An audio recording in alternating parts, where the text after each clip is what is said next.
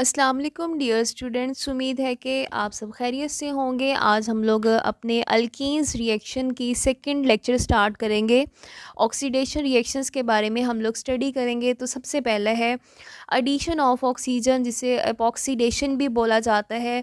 इसमें आपने alkyne use की है गैसियस फॉर्म में, साथ आप लोग एटॉमिक ऑक्सीजन यूज़ करेंगे।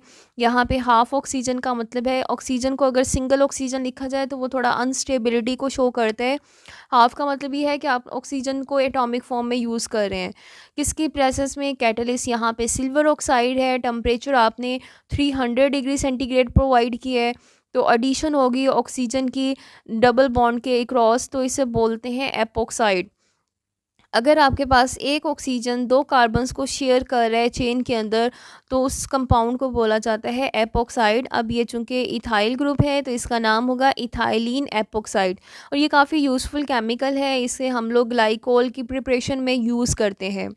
इसका नेक्स्ट देखें, सेकंड एग्जांपल कि आपने क्या किया है, प्रोपीन यूज़ किया है। 3 कार्बन कंपाउंड है, पोजीशन नंबर 1 पे डबल बॉन्ड है। 1 प्रोपीन कह दें या सिंपल प्रोपीन कह दें, ठीक है। इसमें आपने यूज़ करना है हाफ ऑक्सीजन, आपने इसमें यूज़ किया है। अगेन वही रिएक्शन होगा, जहाँ पे भी डबल बॉन्ड होगा आपने वहीं पे ही ऑक्सीजन को अटैच करना है, ठीक है। तो ये कहलाएगा प्रोपाइलीन एपोक्साइड। जितनी मर्ज़ी कार्बन की चेन है, लेकिन डबल बॉन्ड जहाँ पे है ऑक्सीजन वहीं पे आके अटैच होगा। सेकेंड ऑक्सीडेशन रिएक्शन देखें, जिसका नाम है हाइड्रोक्सीलेशन। हाइड्रोक्सीलेशन नाम से रिप्रेजेंट है, इसमें आपने हाइड्रोक्सिल ग्रुप को ऐड करना है। बॉन्ड में आपने हाइड्रोक्सिल ग्रुप को ऐड करना है। और इस टेस्ट को हम लोग बेयर्स टेस्ट के नाम से भी लर्न करते हैं। पेपर में मोस्टली बेयर्स टेस्ट के नाम से ही आता है। How alkenes are identified by Baeyer's test, how we can differentiate between alkenes and alkanes. तो आप ये डिफ्रेंशिएशन का भी टेस्ट है। पहले हम शॉर्ट क्वेश्चंस का आंसर देखते हैं। बियर्स टेस्ट बोला जाता है 1% अल्कलाइन के MnO4 सोल्यूशन को बोलते हैं बियर्स टेस्ट, ठीक है। इसमें अगर फॉर आप लैब में जाते हैं, दो आपको केमिकल्स दे दिए जाते हैं सैंपल, और आपसे कहा जाता है चेक करके बताएं कि किसके अंदर डबल बॉन्ड है, किसके अंदर सिंगल बॉन्ड है। तो आप दोनों टेस्ट ट्यूब के अंदर डालेंगे KMnO4। अगर तो KMnO4 ने अपना कलर डिस्चार्ज नहीं किया, KMnO4 का कलर डार्क पिंक सा कलर होता है। अगर KMnO4 आपने डाला टेस्ट ट्यूब के अंदर, कलर चेंज नहीं हुआ, इसका मतलब वो सैंपल सिंगल बॉन्ड है। लेकिन अगर आपने सैंपल में डाला और KMnO4 ने फ़ौरन से अपना कलर चेंज किया, तो इसका मतलब ये है, कलर चेंज करने का मतलब वो कलरलेस हो गया, उसका पिंक कलर डिस्चार्ज हो गया है। तो उस सैंपल के अंदर क्या चीज़ प्रेजेंट है? डबल बॉन्ड प्रेजेंट है। अब इसका केमिकल रिएक्शन देखें। केमिकल रिएक्शन में हम लोग अल्कीन यूज़ करें और इसमें यूज़ करेंगे 2KMnO4, साथ में वाटर यूज़ करेंगे। कोल्ड कंडीशंस आपने प्रोवाइड करनी है। अब रिएक्शन में होगा क्या, यहाँ से आपके पास वाटर और KMnO4 का फंक्शन होता है कि इसने ऑक्सीजन प्रोवाइड करनी है, ठीक है। हाइड्रोजन और ऑक्सीजन जाके इस डबल बॉन्ड के अकॉर्डिंग अटैच होंगे। इसमें हमारे पास एक डबल बॉन्ड को ख़त्म करने के लिए आपको 2 OH यहाँ पे लगाना पड़ते हैं, ठीक है। इसका नाम है इथाइलिन ग्लाइकोल, इसे विसिनल ग्लाइकोल भी बोलते हैं। और ये जो आपके पास KMnO4 है, ये MnO2 में कन्वर्ट हो जाएगा मैंगनीज डाइऑक्साइड के अंदर, और यहाँ से के और वाटर के अंदर से, और हमारे पास KMnO4 भी ऑक्सीजन प्रोवाइड कर रहा है, तो वो KOH भी बनाएंगे, बेस भी बनाएंगे। तो ये आपके पास एक केमिकल रिएक्शन है जिसको आपने मेंशन करना है कि MnO4 एक माइल्ड ऑक्सीडाइजिंग एजेंट है, बहुत ज़्यादा स्ट्रॉन्ग ऑक्सीडाइजिंग एजेंट नहीं है। और MCQ के लिए याद रखें कि KMnO4 को हम डबल बॉन्ड के स्टडी के लिए यूज़ करते हैं। किसी भी हाइड्रोकार्बन में अनसेचुरेशन को स्टडी करने के लिए जो टेस्ट है उसका नाम है बियर्स टेस्ट, या उसे हाइड्रोक्सिलेशन प्रोसेस बोलते हैं। तीसरा आपके पास रिएक्शन है कंबंशन रिएक्शन। कंबंशन रिएक्शन आपके पास ऐसे रिएक्शंस होते हैं जिसमें ऑक्सीजन को हम लोग एक्सेस सप्लाई में प्रोवाइड कर रहे होते हैं। किसी भी हाइड्रोकार्बन्स को बर्न किया जाता है, ऑक्सीजन की प्रेजेंस में सप्लाई आपने एक्सेस देनी है, और रिएक्शन को स्टार्ट करने के लिए हमें स्पार्क देना पड़ता है। स्पार्क देंगे तो रिएक्शन स्टार्ट होगा, फिर उसके बाद रिएक्शन खुद ब खुद ही प्रोसीड होता रहता है। ओवरऑल एक्सोथर्मिक रिएक्शन है, सिस्टम से हीट इवॉल्व होगी, कार्बन डाइऑक्साइड गैस बनती है और साथ में क्या बनता है? वाटर बनता है। लास्ट आपके पास टॉपिक है ओजोनोलाइसिस। आज के लेक्चर का ओजोनोलाइसिस काफ़ी ज़्यादा इम्पॉर्टेंट है लॉन्ग क्वेश्चन के लिए। ओजोनोलाइसिस किसे बोलते हैं? ओजोन का मतलब है O3 मॉलिक्यूल। ये ऑक्सीजन के एलोट्रॉपिक फॉर्म में डबल बॉन्ड को ब्रेक डाउन करके आपने ओजोन का मॉलिक्यूल ऐड करना है। फर्स्ट स्टेप में देखें, सिंपल एडिशन हो रही है O3, ये जो डबल बॉन्ड है इसको ब्रेक करें।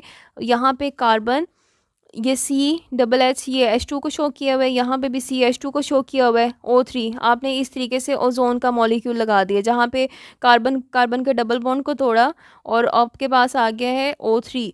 ठीक है, इस कंपाउंड को बोला जाता है मोलोजेनाइट और ये काफ़ी ज़्यादा अनस्टेबल है। फ़ौरन से ही ये अपने आप को रीअरेंज करेगा क्योंकि ये अनस्टेबिलिटी को शो कर रहा है और कोई भी कंपाउंड अनस्टेबल नहीं रहना चाहता है। अब यहाँ पे होगा क्या कि इसको थोड़ा स्टेबलाइज फॉर्म में ये खुद ही रीअरेंज होगा। ये वाला ऑक्सीजन शिफ्ट हो जाएगा ऊपर, यहाँ से कार्बन कार्बन का बॉन्ड टूटेगा, ऑक्सीजन ऑक्सीजन का क्या होगा, बॉन्ड बनेगा। यानी इस ऑक्सीजन ने ऊपर की तरफ शिफ्ट होना है, ये ये आपके पास सिंगल बॉन्ड ब्रेक होगा, ऑक्सीजन ऑक्सीजन बॉन्ड बनेगा। तो ये नई सिचुएशन आपके पास ये आएगी रीअरेंजमेंट करने के बाद, इसे बोला जाता है ओजोनाइड। ये थोड़ा स्टेबल कंपाउंड है मोलोजोनाइड की निस्बत। नेक्स्ट केस में क्या होगा? नेक्स्ट केस में हमारे पास रिडक्शन हो रही है और जिंक और वाटर दोनों ही यूज़ होंगे रिडक्शन में। वाटर का मॉलिक्यूल क्या करेगा, इस ऑक्सीजन को लेगा, लेने के बाद जैसे ही ऑक्सीजन लेगा यहाँ से कार्बन ऑक्सीजन, यहाँ से कार्बन ऑक्सीजन, इनका बॉन्ड टूटेगा। यानी इस तरीके से आपके पास ब्रेक डाउन होगी। अब यहाँ पे देखें डबल बॉन्ड कैसे बनता है। हमारे पास इस ऑक्सीजन और इस ऑक्सीजन की ये जो लाइन है कि उसमें दो आपके पास इलेक्ट्रॉन होते हैं। एक ऑक्सीजन अपना इलेक्ट्रॉन यहाँ पे शेयर करेगा, यहाँ से कार्बन कार्बन का भी तो बॉन्ड टूटा है, कार्बन ऑक्सीजन का बॉन्ड टूटा है, और यहाँ से ये कार्बन जो है अपना एक इलेक्ट्रॉन यहाँ पे लेके आएगा। तो यहाँ पे कार्बन ऑक्सीजन के दरमियान क्या बन जाएगा, डबल बॉन्ड। दूसरे केस में भी ऐसा ही है, यहाँ से ऑक्सीजन का ये जो इस ऑक्सीजन का इलेक्ट्रॉन है वो शिफ्ट करेगा इधर, यहाँ से कार्बन ऑक्सीजन वाला बॉन्ड एक इलेक्ट्रॉन यहाँ पे शिफ्ट होगा, तो यहाँ पे भी क्या बन जाएगा, कार्बन ऑक्सीजन का डबल बॉन्ड। तो हमने इसको शो कैसे किया है, H2O, उसने ऑक्सीजन लिया, इसने बना दिया H2O2। बाकी यहाँ पे देखें C, इसके साथ 2H, कार्बन ऑक्सीजन का डबल बॉन्ड। यहाँ पे देखें C, 2H, कार्बन ऑक्सीजन का डबल बॉन्ड। स्टार्ट में मैंने क्या लगा दिया, 2 लगा दिया, क्योंकि 2 मॉलिक्यूल बने, एक ये बना है एक ये बना है। ठीक है, आप इसको CH2O भी लिख सकते हैं। अब यहाँ पे इस प्रोसेस को हम लोग रिडक्शन क्यों बोलते हैं? रिडक्शन इसलिए बोला जाता है क्योंकि ऑक्सीजन का रिमूवल हुआ है सबसे पहले, और ऑक्सीजन का रिमूवल रिडक्शन ही कहलाता है, जिसकी वजह से ये बॉन्ड ब्रेक हुए थे। जिंक मेटल क्या करेगी, इस H2O2 को लेगी और इसमें से बन जाएगा जिंक ऑक्साइड और साथ में वाटर दोबारा से बन जाएगा। इस टेस्ट को हम लोग यूज़ करते हैं detection of position of double bond.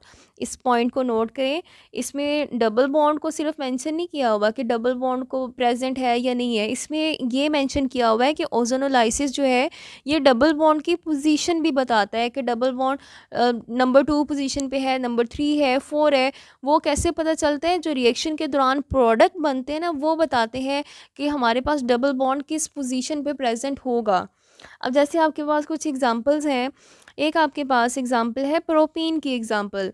ठीक है, प्रोपीन की एग्जांपल हमारे पास, अगर इसमें ओजोन मॉलिक्यूल ऐड करें, आप अगर फॉर एग्जांपल कोई भी कंपाउंड दे दिया जाए और आपसे पूछा जाए कि इसकी ओजोनोलाइसिस के नतीजे में क्या क्या प्रोडक्ट बनते हैं, तो आप फुल मैकेनिज्म करने की बजाय आप डायरेक्ट भी उसको बता सकते हैं। कैसे बता सकते हैं, CH3CH डबल बॉन्ड के अकॉर्डिंग आपने ओजोन ऐड करना होता है। अब यहाँ पे देखें O3, टोटल 3 आपने ऑक्सीजन ऐड करने हैं। एक ऑक्सीजन डबल बॉन्ड के साथ यहाँ पे अटैच होगा, एक ऑक्सीजन डबल बॉन्ड के साथ यहाँ पे अटैच होगा। ठीक है, ये बॉन्ड टूटेगा और एक ऑक्सीजन वो पानी के साथ मिलके H2O2 बना देगा। तो यहाँ पे देखें क्या प्रोडक्ट बना, CH3 single bond C double bond OH, ये इसको बोलते हैं एसिडल्डिहाइड। एक आपके पास ये बन गया और एक आपके पास बन गया है फॉर्मल्डिहाइड।